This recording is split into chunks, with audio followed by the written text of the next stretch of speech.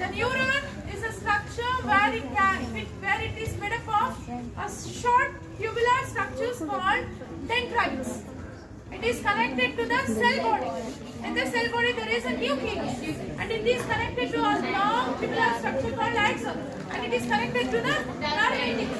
ನ್ಯೂರಾನ್ದು diagram ಇರೋದಿಲ್ಲ, but ಅದ್ರ labelling, parts, function okay very important. ಪರೀಕ್ಷೆಗೆ ತುಂಬಾ ಇಂಪಾರ್ಟೆಂಟ್. ಭಾಗಗಳ ಮೇಲೆ ಪ್ರಶ್ನೆಗಳು ಸರಿನಾ? ಇಲ್ಲಿ the first and foremost nervous system ಅಲ್ಲಿ ಯಾವುದು? Central nervous system, CNS. CNS ಅಂದ್ರೆ ಏನು? ಕೇಂದ್ರೀಯ ನರವ್ಯೂಹ. ಕೇಂದ್ರೀಯ ನರವ್ಯೂಹದಲ್ಲಿ ಎರಡು ಬರುತ್ತೆ, brain and spinal cord. Brain and spinal cord. The central nervous system comprise brain and spinal cord. ಇನ್ನ peripheral nervous system. Peripheral nervous system. Peripheral nervous system ಅಂತ ಬಂದಾಗ cranial nerves, spinal nerves. Cranial nerves ಮತ್ತೆ spinal nerves. ಈಗ ನೋಡಿ, ಮೆದುಳಲ್ಲಿ ನರಗಳಿರುತ್ತೆ, ಅದನ್ನ cranial nerves ಅಂತ ಕರಿತೀವಿ. ಇದು ಉದ್ದವಾಗಿರೋದಲ್ಲ ಸ್ಪೈನಲ್ ಕಾರ್ಡ್. ಸ್ಪೈನಲ್ ಕಾರ್ಡ್ ಇದೆಲ್ಲ, ಈ ಸ್ಪೈನಲ್ ಕಾರ್ಡ್ ಗೆ ಇಲ್ಲೆಲ್ಲ ನರಗಳು ಕನೆಕ್ಟ್ ಆಗಿರುತ್ತೆ, ಅದನ್ನ ಸ್ಪೈನಲ್ ನರ್ವ್ಸ್. ನೋಡಿ, ಸ್ಪೈನಲ್ ಕಾರ್ಡ್ ಗೆ ಏನೆಲ್ಲ ನರಗಳು ಇಲ್ಲಿ ಕನೆಕ್ಟ್ ಆಗಿದೆ ಅದನ್ನೆಲ್ಲ ಸ್ಪೈನಲ್ ನರ್ವ್ಸ್. ಬ್ರೈನಲ್ಲಿ ಬರೋದನ್ನ ಬ್ರೈನಲ್ಲಿ ಬರೋ ನರ್ವ್ಸ್ ಏನಂತ ಕರಿಬೇಕು? ಸ್ಪೈನಲ್ ಕಾರ್ಡ್ ಗೆ ಸ್ಪೈನಲ್ ನರ್ವ್ಸ್. ಇದನ್ನ ಪೆರಿಫೆರಲ್, ಪರಿಧಿ ನರವ್ಯೂಹ. ಪರಿಧಿ ನರವ್ಯೂಹ. ಅದೇ ಕೇಂದ್ರೀಯ ನರವ್ಯೂಹ ಅಂತಂದ್ರೆ ಸೆಂಟ್ರಲ್ ನರ್ವಸ್ ಸಿಸ್ಟಮ್. ಅರ್ಥ ಆಯ್ತಲ್ಲ? ಈಗ ಬ್ರೈನ್ ಅಂತ ಬಂದಾಗ ಇಟ್ ಹ್ಯಾಸ್ ಗಾಟ್ 2 ಹೆಮಿಸ್ಫಿಯರ್. ಎರಡು ಅರ್ಧ ಗೋಳಗಳಿಂದ ಮಾಡಲ್ಪಟ್ಟಿದೆ. 2 hemispheres. Right hemisphere, left hemisphere. If we dissect this, we'll have section. ನೀಲಛೇದ ನೋಟವನ್ನು ನೋಡಿದಾಗ the largest part of the brain is called cerebellum, the midbrain and the hindbrain. Forebrain, midbrain, hindbrain. Forebrain ಅಲ್ಲಿ ಏನಿರುತ್ತೆ? Which is the largest part of the brain? Cerebellum. ಮಹಾಮಸ್ತಿಷ್ಕ. ನೀವ್ ಹೇಳ್ಬೇಕು, correct ಆಗಿ ನೀವ್ ಹೇಳ್ಬೇಕು. ಮಹಾಮಸ್ತಿಷ್ಕ, ಸೆರಿಬ್ರಮ್. ಓಕೆನಾ? ಎರಡನೇ ಅತ್ಯಂತ ದೊಡ್ಡ ಭಾಗ ಯಾವುದು? ಸೆರಿಬೆಲ್ಲಮ್. ಯಾವುದು? ಅದು ಮಸ್ತಿಷ್ಕ. ಮಧ್ಯ ಮೆದುಳು ಬಂದಾಗ ಹೈಪೋಥಾಲಮಸ್ ಇರುತ್ತೆ. ಹೈಪೋಥಾಲಮಸ್ ನೀರಿನ ನಿಯಂತ್ರಣ. Hypothalamus controls the water. During some overspending, during bit over urination, ಅದನ್ನ ಕಂಟ್ರೋಲ್ ಮಾಡಿದ ಯಾರು? ಹೈಪೋಥಾಲಮಸ್. ನೆಕ್ಸ್ಟ್ ಬಂದಾಗ ಇಲ್ಲಿ ನೋಡಿ, ಇಲ್ಲಿ ಉಬ್ಬಿರೋದು ಪಾರ್ಟ್ಸ್. ಇಲ್ಲಿ ಒಂದು ಸೆರಿಬೆಲ್ಲಮ್, ಇಲ್ಲಿ ಬಂದಿರೋದು ಮೆಡುಲ್ಲಾ, ಕೆಳಗಡೆ ಬರೋದು ಮೆಡುಲ್ಲಾ. ಈ ಮೆಡುಲ್ಲಾ ಎಲ್ಲಿ ಕನೆಕ್ಟ್ ಆಗುತ್ತೆ? ನೆಕ್ಸ್ಟ್ ಸ್ಪೈನಲ್ ಕಾರ್ಡ್ ಗೆ ಕನೆಕ್ಟ್ ಆಗುತ್ತೆ. ಇಲ್ಲಿಂದ ಇಲ್ಲಿಗೆ ಸ್ಪೈನಲ್ ಕಾರ್ಡ್ ಗೆ ಕನೆಕ್ಟ್ ಆಗುತ್ತೆ. ಓಕೆನಾ? ಕ್ಲಿಯರ್? ಪಾರ್ಟ್ಸ್ ಕಾರ್ಯ ಏನು? ಪಾರ್ಟ್ಸ್ ಕ್ರಿಯೆ ಏನು? ಮುಖದ ಭಾವನೆಗಳನ್ನ ವ್ಯಕ್ತಪಡಿಸುತ್ತೆ. ಮುಖದ ಭಾವನೆ. ಸೆರಿಬೆಲ್ಲಮ್ ಅದು ಮಸ್ತಿಷ್ಕ. ಕಾರ್ಯ ಏನು? ದೇಹದ ಸಮತೋಲನ. Body balance. Like in walking, running, Pasteur, sitting ಎಲ್ಲಾನು ನಿಯಂತ್ರಣ ಮಾಡೋದು ಸೆರಿಬೆಲ್ಲಮ್. A drunken man doesn't walk properly. ಯಾವ ಭಾಗ ಅದು? ಸೆರಿಬೆಲ್ಲಮ್. ಈ ಪ್ರಶ್ನೆ ಈಗ ಯಾವುದೋ ಒಬ್ಬ ವ್ಯಕ್ತಿ ಸೊ ಹೇಳಿರ್ತಕ್ಕಂಥ ಎಲ್ಲ ಪ್ರಶ್ನೆಗಳಿಗೂ ತಕ್ಷಣ ಉತ್ತರ ಹೇಳ್ತಾ ಇರ್ತಾನೆ. ಯಾವ ಭಾಗ ಕೆಲಸ ಮಾಡ್ತಾರೆ? ಸೆರಿಬ್ರಮ್. ಥಿಂಕಿಂಗ್, ಮೆಮರಿ, ರೀಸನಿಂಗ್, ಆಯ್ತಾ, ಐಡೆಂಟಿಫಿಕೇಶನ್, ಇದೆಲ್ಲ ಯಾವುದು? ಸೆರಿಬ್ರಮ್. ಸೆರಿಬೆಲ್ಲಮ್ ಓನ್ಲಿ ಪಾಸ್ಚರ್ಸ್, ಮೂವ್ಮೆಂಟ್ ಮಾತ್ರ. ನೆಕ್ಸ್ಟ್ ಕೊನೆಗೆ ಮೆಡುಲ್ಲಾ. ಮೆಡುಲ್ಲಾ ಏನ್ ಮಾಡುತ್ತೆ? Involuntary actions. ಇನ್ವಾಲಂಟರಿ ಆಕ್ಷನ್ಸ್ ಯಾವುದು? ರೆಸ್ಪಿರೇಷನ್, ಬ್ರೀದಿಂಗ್, ವಾಮಿಟಿಂಗ್, ಇದನ್ನೆಲ್ಲ ನಿಯಂತ್ರಣ ಮಾಡೋದು ಯಾವುದು? ಎಂಡೋಕ್ರೈನ್ ಗ್ಲ್ಯಾಂಡ್ಸ್ ಕಾರ್ಯ ಏನು? It secretes the hormones. Hormones ಅಂದ್ರೆ ಏನು? They are not chemical they are called chemical. Endocrine ಗ್ರಂಥಿ ಅಂದ್ರೆ ಏನು? ಹಾರ್ಮೋನ್ಗಳನ್ನ ಸ್ರವಿಕೆ ಮಾಡುತ್ತೆ.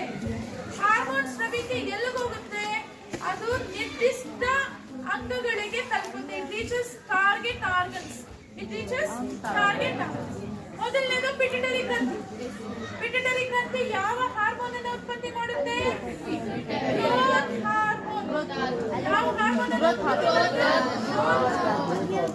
Pituitary gland controls all other glands. ಅದಕ್ಕೆ ಏನಂತ ಕರಿತೀವಿ? ಮಾಸ್ಟರ್ ಗ್ಲ್ಯಾಂಡ್ ಅಂತ ಕರಿತೀವಿ. ಇಂಥ ಪಿಟ್ಯುಟರಿ ಗ್ಲ್ಯಾಂಡ್ ಅನ್ನ ಮಿಡಲ್ ರೀಜನ್ ಅಲ್ಲಿ ಯಾವ ಪಾರ್ಟ್ ಇರುತ್ತೆ ಅಂತ ಹೇಳಿದ್ರೆ ಹೈಪೋಥಾಲಮಸ್. ಹೈಪೋಥಾಲಮಸ್ ಏನ್ ಮಾಡುತ್ತೆ? It releases releasing hormone. Simple. It releases releasing hormone. Those releasing hormone controls pituitary gland. ಅದು ಯಾವುದನ್ನ ಕಂಟ್ರೋಲ್ ಮಾಡುತ್ತೆ? ಅದಕ್ಕೆ ಏನಂತ ಕರಿತೀವಿ? Master of master gland. Hypothalamus ಗೆ ಹೆಸರು? ಮಾಸ್ಟರ್ ಆಫ್ ಮಾಸ್ಟರ್ ಬಾಯ್ ಬಿಡ್ರೋ, ಹೊಡ್ಕೊಂತಾ ಇದೀನಿ. Master of master gland. Pituitary ಗ್ರಂಥಿನ ಏನಂತ ಕರಿತೀವಿ? Master of master. ಪಿಟ್ಯುಟರಿನ ಮಾಸ್ಟರ್ ಅಂತ ಕರಿತೀವಿ. ಹೈಪೋಥಾಲಮಸ್ ಅನ್ನು ಮಾಸ್ಟರ್ ಅದು. ಆಯ್ತು, ತಿಳ್ಕೊಳ್ಳಿ. ಇಲ್ಲಿ ಗಂಟಲಿನ ಪ್ರದೇಶದಲ್ಲಿ ಥೈರಾಯ್ಡ್ ಇರುತ್ತೆ. ಆ ಥೈರಾಯ್ಡ್ ಥೈರಾಕ್ಸಿನ್ ಅನ್ನು ಉತ್ಪತ್ತಿ ಮಾಡುತ್ತೆ. ಆ ಥೈರಾಕ್ಸಿನ್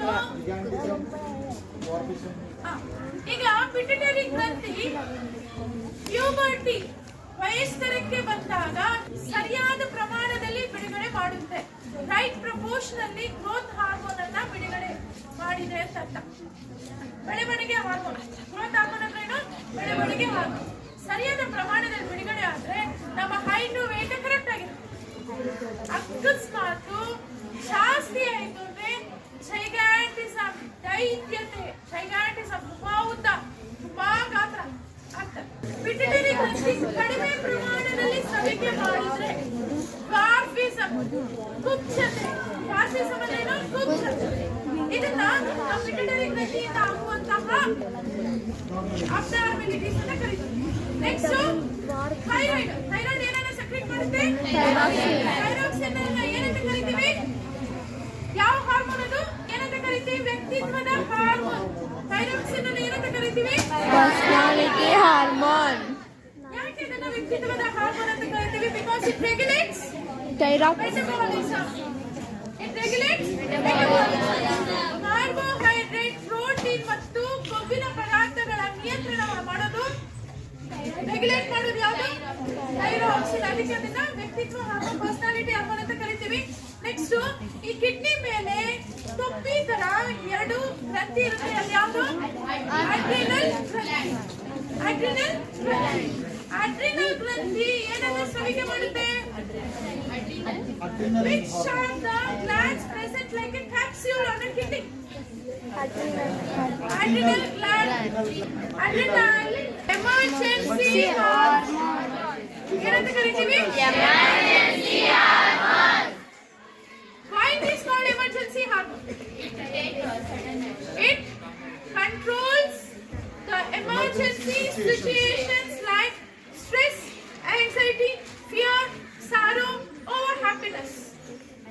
ಉದ್ವೇಗ, ಸಂತೋಷ, ದುಃಖ ಎಲ್ಲ ತುರ್ತು ಪರಿಸ್ಥಿತಿಯನ್ನು ನಿಯಂತ್ರಣ ಮಾಡುವಂತದ್ದು ಅಡ್ರಿನಾಲಿನ್. ಅದಕ್ಕೆ ತುರ್ತು ಪರಿಸ್ಥಿತಿಯ ಹಾರ್ಮೋನ್ ಅಂತ ಕರೀತೀವಿ.